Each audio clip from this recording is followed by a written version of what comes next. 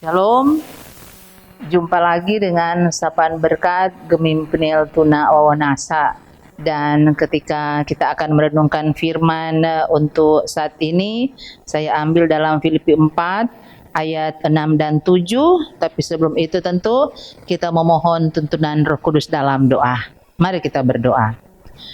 Ya Allah Roh Kudus, kami sungguh bersyukur Engkau beri lagi satu kesempatan untuk merenungkan firman. Mampukan kami dengan hikmat-Mu memahami firman ini. Dan dari firman ini kami memotivasi diri untuk secara khusus ketika dalam perayaan-perayaan Minggu Advent, tapi pun sampai nantinya merayakan Natal, firman-Mu akan terus memotivasi kami mengupayakan damai Natal yang sungguh. Mulai dari hidup pribadi, berdampak keluarga, lingkungan sekitar dimanapun kami pergi dan berada. Terima kasih, ini kami yang berdoa hanya di dalam nama Kristus Tuhan. Amin. Jemaat, pendengar, pemirsa yang ada dimanapun, untuk saat ini perenungan kita di dalam Filipi 4 ayat 6 dan 7. Tertulis begini.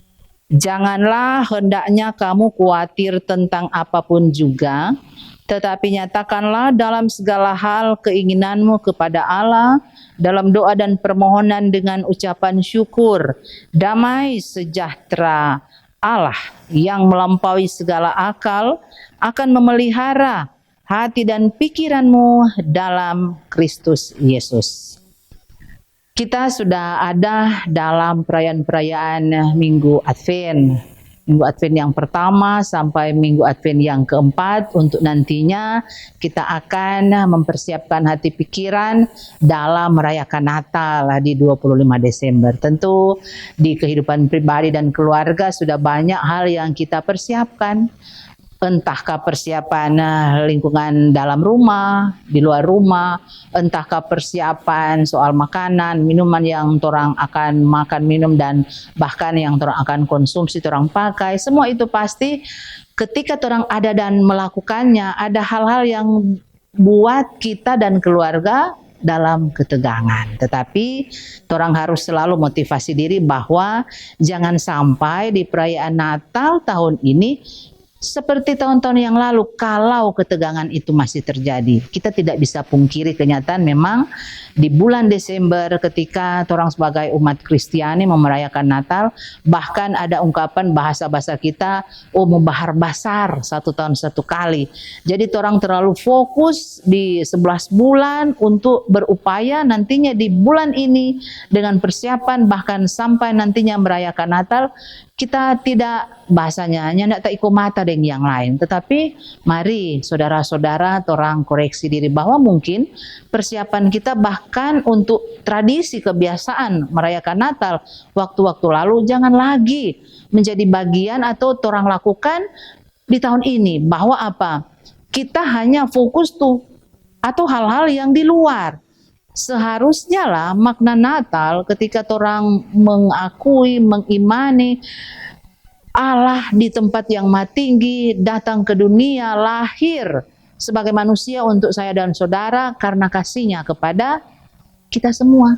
Bentuk kasih itu, kehadirannya sebagai manusia boleh ada, bahkan ketika orang merayakan kelahirannya itu memotivasi kita untuk kasih yang tulus yang Tuhan nyatakan lewat kelahirannya, bahkan lewat proses kehidupannya, lahir, kemudian mati dan bangkit untuk saya dan saudara menyelamatkan kita dari dosa. Makna Natal, kasih Yesus itulah yang seharusnya memotivasi kita. Jangan sampai ketegangan yang lebih menguasai. Nah, mari belajar dari bacaan firman ini. Ketika pun Paulus menulis surat kepada Filipi walau di penjara, tapi terus memotivasi jemaat di Filipi untuk tetap ada dalam ucapan syukur. Bahkan kalau toh sebagaimana perlindungan kita ada rasa khawatir yang sebagai pribadi atau persekutuan mengalami itu, nyatakan dalam doa kepada Tuhan dengan permohonan dan ucapan syukur. Mari kita ingatkan motivasi bahwa kalau orang berdoa kepada Tuhan, jangan memaksakan, tapi harus dalam permohonan dan ucapan syukur. Kemudian ayat selanjutnya ketika Paulus menegaskan juga ada akan damai sejahtera Allah menjadi bagian kita. Ketika orang dalam perayaan-perayaan Minggu Advent masa raya bahkan sampai merayakan nantinya Natal 25 Desember, upayakanlah damai itu bukan hanya di bibir. Walaupun hati perasaan kita sering tidak sejalan, apalagi ketika dari segi manusia ada orang yang menyakiti kita, konturang baku dapa, pasti emosi akan nampak, tapi kuasailah diri. Jangan sampai di Natal ini orang cuma sebatas kebiasaan, rutinitas, tapi mampukan diri untuk damai itu dari diri kita sendiri. Orang yang upayakan, bukan nanti orang lain yang mau kasih, tapi dari diri kita sendiri. Dimanapun, kemanapun orang pergi dan berada, jadikanlah diri kita sebagai pembawa damai. Supaya tentu di tahun ini tidak seperti tahun-tahun yang lalu. Tapi akan ada hal baru yang orang pun akan ingat nantinya. Kita mampu jadi alat berkat, membawa damai di Natal tahun ini. Biarlah firman ini menuntun dan memotivasi kita. Tuhan Yesus memberkati. Mari berdoa. Terima kasih Bapa untuk firman-Mu. Mampukan kami benar-benar jadi alat pembawa damai di Natal ini dan mengupayakan damai itu mulai dari diri pribadi, kemudian nantinya berdampak di lingkungan keluarga, bahkan kemanapun kami pergi dan berada. Terima kasih ya Bapa. Ini kami yang berdoa bermohon di dalam nama Kristus Tuhan Sang Putra Natal. Amin. Demikian sapaan berkat untuk saat ini. Tuhan Yesus memberkati.